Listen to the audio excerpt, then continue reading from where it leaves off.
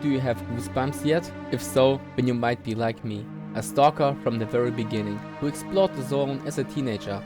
Deadly anomalies, dangerous mutants, anarchists and bandits. But is that all that has kept Stalker gamers captivated for over 17 years? Let's find out in this video. Maybe you know those games. Games from your childhood that have had little support from the developer for ages, but still pop up on YouTube or Facebook from time to time. If so, let me know in the comments, and among all comments, I'll be giving away a Stalker Legends of the Zone trilogy key for PlayStation or Xbox 1 week after this video is released. But how do these games stay alive while games from established publishers today become irrelevant just after a couple of years or sometimes months? Before I talk about the why, I want to catch up with the rookies among you who might not even know why this weird guy in a costume is talking about a game. The Stalker series are games made by GSC Gameworld, a Ukrainian development studio. They can be best described as shooters with RPG elements. Like many good games, Stalker had a rocky start back then, but since has developed into a cult game, particularly in Eastern Europe, achieving a legendary status similar to Gothic in Germany or Oblivion in the USA. You are in the radioactive zone of Chernobyl, a restricted area where the laws of physics don't always apply. Anomalies manifest in different ways. Some tear things apart with immense gravitational force. Others dissolve biological matter into a soup or release massive amounts of energy. But life adapts. In this hostile environment, there are mutated animals whose body have adjusted to the zone. Rumor has it that this zone was also used to operate secret labs. The people who voluntarily enter this zone are not insane, they're usually seeking so-called artifacts, objects created by anomalies that have special properties and high market value. Not only scientists but also collectors desperately want them. But some people, however, work as traders or set up small workshops to make a living. Just as diverse as the dangers of the zone are, so are its opportunities. At the center of the zone, in the nuclear power plant, there is said to be a wish granter that fulfills anyone's wish. Many stalkers have set off to find it, but none have ever returned alive. This is all you need to know before starting your travels in the zone, rookie. But how about the real world? Today there are a multitude of mods, LARP events, cosplay meetups and numerous games inspired by Stalker. How did Stalker manage to survive so long? Well, here are 6 aspects I find particularly important for Stalker's success. Number 1. Escape from civilization. Escape from civilization is a trope we encounter in many games, especially since DayZ when survival games really started booming. The environment we find ourselves in is not designed to make us comfortable. It is a hostile environment with ruins, remnants of agriculture and industry, and the constant threat of bandits, mutants, and blowouts. This world is not a beautiful place at first glance, but at second glance? At second glance, we find people with fates in the zone and often just scratch the surface of their stories. The zone is such an isolated space where the outside world hardly matters. The constraints of civilizations, tax returns, insurance, rent, banks, all that has no meaning here.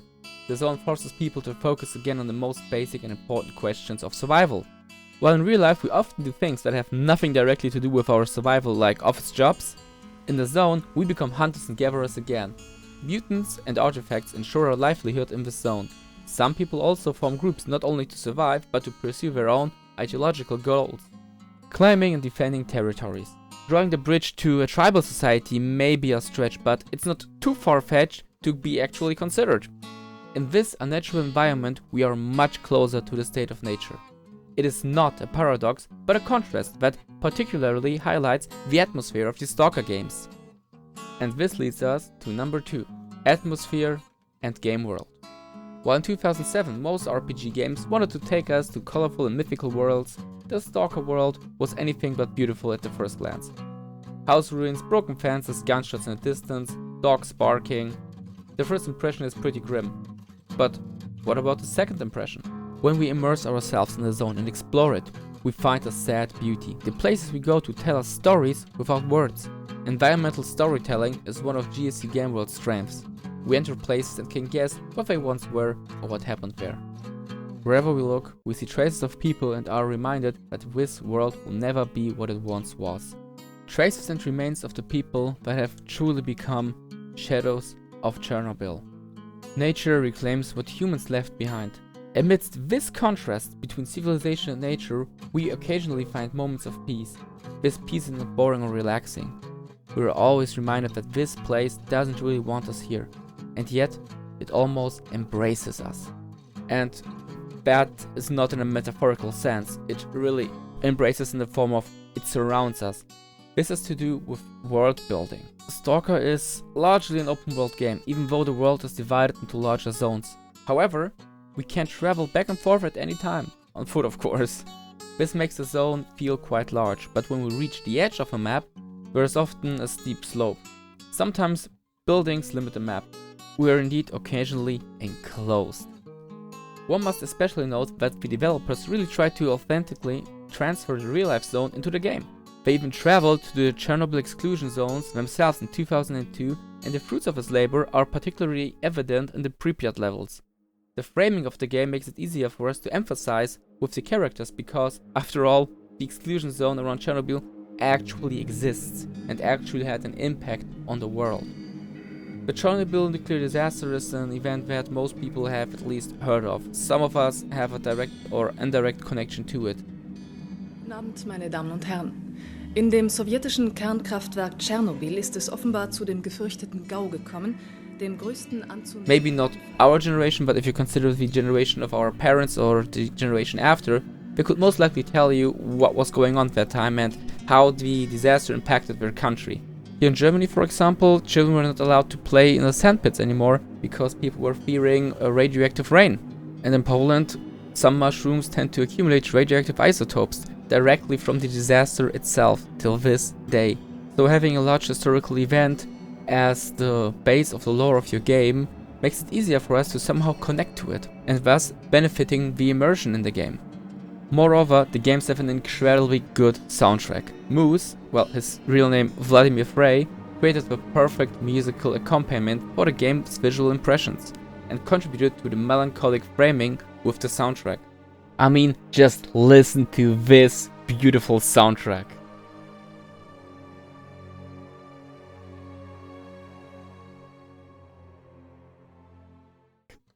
Point 3. You don't matter. Well, we all have heard that at some point in our lives, didn't we? Well, as harsh as it sounds, here you are not the center of the entire game. The world continues without your intervention. Through outlived, GSC Gameworld has created a world where characters interact with the world independently, have their own daily routines, and find their fortune or downfall. The entire game world around Stalker feels very alive. Dynamic weather, blowout, and emissions round it all off. The respective factions also do their own thing. In Clear Sky and Call of Pripyat, there are factions that autonomously fight for territories. You can intervene, but you don't have to. The world doesn't rely on your intervention. You're just a cog in this big machine. And the survival elements of this game remind you about this quite often. One thing Stalker players do not have to be reminded of are mods. Yeah, and that's our point 4. Mods. The smartest thing a developer can do is give fans the tool to mod the game. This generates replay value and keeps the community involved. GSC Gameworld did exactly that and released a complete software development kit for the X-Ray 1.6 engine in 2010, and thus began a decade of mods. It all started with the AMK mod, and today there are hundreds of mods on ModDB. And at this point, let's just switch from vanilla to the modded game. Keep in mind, this is Shadow of Chernobyl, not Call of Pripyat. Modded Call of Pripyat would look somehow like this. But honestly, you can actually mod your game that much that it will just look like Escape from Tarkov. And I wouldn't be surprised if some 14-year-old Ukrainian has a Stalker Mario Kart mod lying around on a 4GB USB stick in his drawer. Like, the modding community is wild, and we're talking on a different level of wild, like Eastern Europe Cossacks wild. We're not just talking about new weapons or something, there are entire standalone mods for this game, like the Lost Alpha, which integrates all the cut content from the development process. There are complete overhauls of the game, like Misery Anomaly, where the installation is almost as hard as the gameplay and honestly sometimes takes longer than your playthrough. But those mods have set huge milestones. The DX renderer and graphic mods bring your game from 2009 to the present. Between you and the game the way you want it are just a few gigabytes of download and sometimes non-transparent installation instructions probably written with Google Translator. Anyway, you can customize and play your game the way you want it. Do you just want a more melancholic atmosphere and better graphics? Boom, Auto Aurora 2. Maybe more weapons? Bam, Gunslinger is your thing. You want a game so realistic that even real life starts to be fun again in comparison? Boom, go for Gamma. Free play with dozen add-ons focusing on conflict? Off to Call of Chernobyl. And since there are many add-ons for those mods, you have countless combination possibilities as far as your hard drive space allows it. Number 5. The story. Yeah, I know people who played Stalker and thought, what story? The lore of Stalker is as deep as you're willing to dig. Those who just want to shoot their way through will still enjoy the game. It's a good shooter. But the lore behind Stalker is a rabbit hole in itself, which I won't dive into because I don't want to spoil stuff and it would just stretch the scope of this video. For that purpose, I would rather recommend the channel of Anomalous Dugout. If you want Stalker lore, check his channel out, it's worth seeing. And also, like, if you see how much content he has on Stalker lore, you will understand why I will not cover it on this video. I will just stick to the example of Nimble, character that appears in all 3 games. Many might not even remember him, but this guy has quite a background. In the first part, we have a task of freeing him from the bandits' captivity and saving his friend who was left behind by the bandits after being shot. We learn that he is a runner for the trader Sidorovic. This makes sense as Sidorovic doesn't look like the type to log many miles on his Fitbit. In Clear Sky, which chronologically takes place before Shadow of Chernobyl, we find him as a guide and informant at Clear Sky's swamp camp. He explains how to use the PDA and how the faction wars work. In Call of Pripyat, Nimble has already made a name for himself. Through Sidorovic, he built enough contacts to go independent and now sells high quality weapons and equipment. The items are always in top condition, probably goods from the outside world. He also offers NATO weapons, including rarities like the G36 or the F2000. The trader all considers him a poor businessman because Nimble refuses to buy loot weapons from fallen stalkers. In the end, he only worked for Sidorovic to pay off his debt, a situation we as the marked one in Stalker Shadow of Chernobyl can truly relate to. The lore is there, you just have to look for it. The dialogues, environmental storytelling and PDA entries reveal a lot about the background and secrets of the zone, including things relevant to the various endings of the first part. The game thus follows in the tradition of Andrei Tarkovsky's film, Stalker, offering the viewer a similar proposition. You get out as much as you are willing to invest. Number 6. The community. If you're wondering how a game can survive years of developer silence, the answer always lies with the fans. The modders have kept this game technically alive, the fans culturally. Artworks, fan films, LARP events, YouTube content to the absolute exodus. Games inspired by Stalker, like here, Zero Zevert.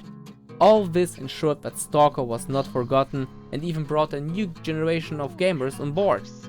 The community is very international, although it is primarily based in Eastern Europe. This is not surprising, as the games repeatedly, directly or indirectly, reference the cultural and historical experiences of people in post-Soviet states. The game even has a multiplayer, and people still play it!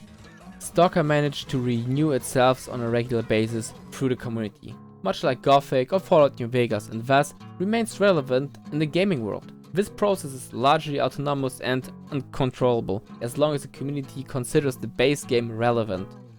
Stalker achieved this through nostalgia and replay value. Over 10 years, that is an impressive time when we consider how many games have faded into oblivion yet. Maybe you have games from your youth where you say, wow, I should play that again, but they no longer get that attention. If so, let me know in the comments. Among all comments, I'll be giving away a Stalker Legends of the Zone trilogy key for PlayStation or Xbox. In conclusion, I would say, Stalker will accompany us for a long time. Not only because GSC Gameworld is currently working on Stalker 2 and has released the old games on console, but because Stalker itself has already become an icon that will hopefully receive a worthy successor with Stalker 2. So here we are at the end of the video. Thank you very much for being with me. and I hope that you will stick with me for our next journeys, because as you know, Stalker is my thing, and if you are Stalker fans, you should definitely check out my other content, especially the Stalker fan movie we did a few months ago. If you enjoyed this video, give it a like. If you love this video, give it a share. And if you want to participate in the contest, just leave a comment below. My name is S.T.A.L.K.E.R, and I'm out for today. Good hunting, Stalkers.